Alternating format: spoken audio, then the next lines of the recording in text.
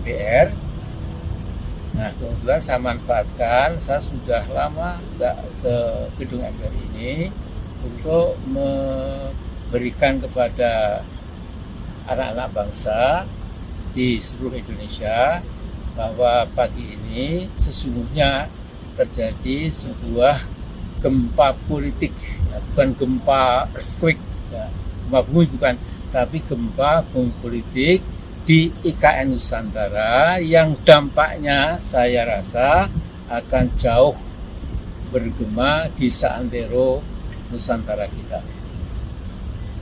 Jadi siang ini Mensesnek Pratikno membuat pernyataan yang menimbulkan tadi ya, tsunami politik di Indonesia. Presiden Jokowi menerima siang ini surat pengunduran diri dari Kepala Otorita IKN, yaitu Pak Bambang Susantono, dan juga sekaligus wakilnya Pak Doni Rahayu.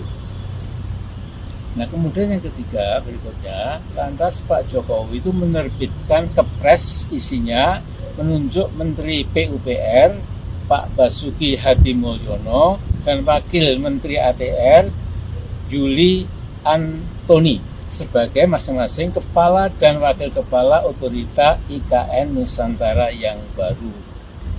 Kemudian Pak Pratikno mengatakan Presiden Jokowi tetap berharap percepatan pembangunan IKN tetap berjalan sesuai rencana semula dan seterusnya dan seterusnya. Nah, saudara-saudaraku, 6 bulan yang lalu saya sudah membuat video judulnya Moratorium terapkan terhadap IKN Nusantara. Hentikan pembangunan karena tidak layak dan tidak bakal selesai. Saya sudah datang ke sana dari titik 0 sampai persis di belakang calon kantor presiden atau istana presiden. Yang jelas saya walaupun ahli pembangunan sama seorang awam, tahu itu akan mangkrak, kerak sekarang sudah terbukti. Ya. Jadi saya yakin bapak-bapak yang sudah dedicated tadi, Pak Bambang Susantono maupun Pak Doni Rahayu itu sudah give up. Ya. Tapi Pak Jokowi tidak, namanya Jokowi, kalau kemudian mau mundur, dia akan terus saja, bahkan besok pagi akan terbang. Katanya ini ke IKN meresmikan gedung IKN Nusantara itu, ya, berita antara, maaf, KBN antara dan lain-lain. Jadi Pak Jokowi sudahlah, jadi besok tanggal 16 Agustus Anda harus ke MPR di sini memberikan seperti layaknya tiap 16 Agustus laporan pertanggung jawab. Kemudian kalau Anda kemudian 17 Agustus pergi ke IKN, saya kira itu tidak masuk akal. Pertama, bandara VVIP itu jelas masih belum selesai, tidak mungkin. Ya.